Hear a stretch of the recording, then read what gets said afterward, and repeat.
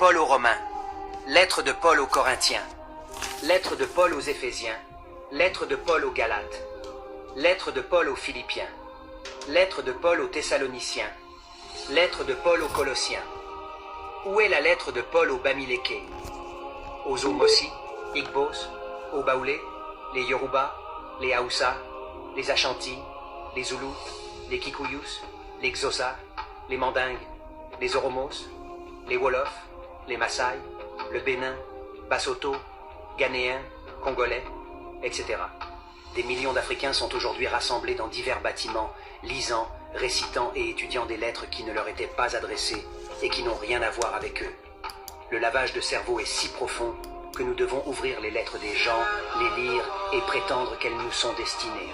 Et penser que les propriétaires originaux de ces lettres ont maintenant peu ou pas de pertinence pour eux amplifie le niveau d'illusion dans lequel certains d'entre nous sont. Il serait raisonnable si nous pouvions envoyer aux Romains, Corinthiens, Colossiens, Galates, etc. leurs lettres et les laisser les lire en paix, s'il vous plaît. Pourquoi les Africains sont-ils occupés à lire les lettres des gens?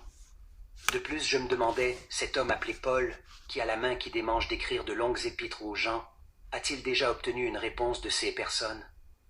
Si oui, où sont-ils? Je suis vraiment intéressé de connaître leurs réponses. Paix et salut aux ancêtres méritants. Alors ça, c'est la naïveté des dirigeants congolais qui, comme je dis, pendant 32 ans ont eu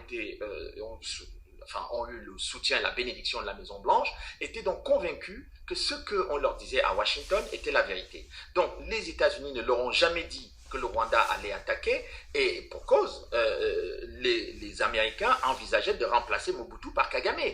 Donc ce n'est pas parce que, en fait, on remplaçait un ancien allié par un nouvel allié. Donc on n'avait aucun intérêt à dire à l'ancien allié qu'on a trouvé quelqu'un pour vous remplacer et donc il viendra vous déloger. Donc c'est exactement ce qui s'est passé. On est vraiment dans un jeu de marionnettes là. Mais absolument, mais tout à fait. Et c'est pour cela qu'il est important que les dirigeants congolais actuellement prennent conscience du fait que ce qui se joue au Congo c'est pas un jeu de boules, hein, on ne joue pas au football là-bas. C'est-à-dire que ce qui se joue là-bas, c'est l'extermination des populations et la prise de contrôle du pays et la prise de pouvoir des forces extérieures sur l'ensemble du territoire national. Non seulement pour le contrôle des matières premières, mais pour contrôler les populations, mais aussi pour contrôler le régime qui va être à Kinshasa ou qui est à Kinshasa.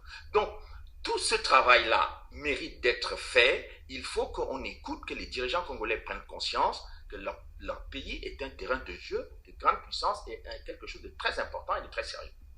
Au niveau politique, qu'est-ce que vous décrivez? C'est un jeu, c'est une vision de voir la politique pour ces blocs, de vouloir s'approprier les ressources par n'importe quelle manière?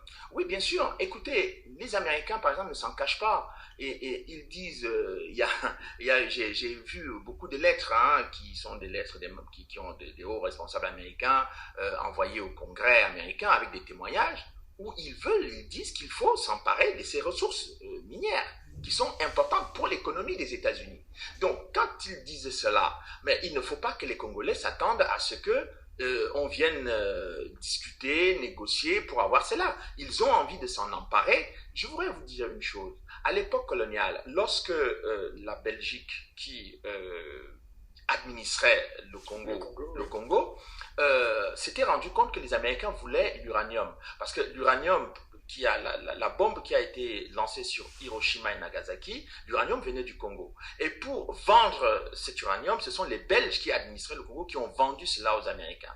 Et lorsque les Belges se sont rendus compte que ce produit-là, ce minerai intéressait beaucoup les Américains et qu'il y avait aussi d'autres minerais, ils ont donc voulu négocier avec les Américains pour savoir comment ça pourrait se faire, mais les États-Unis n'étaient pas disposés à négocier. Ils voulaient s'emparer de tous les minerais et évincer la Belgique de cette situation d'administration de la colonie. Et c'est là où le roi belge vraiment s'était opposé à cette démarche pour vouloir, c'était sa colonie la plus, je dirais, la plus riche, la plus importante.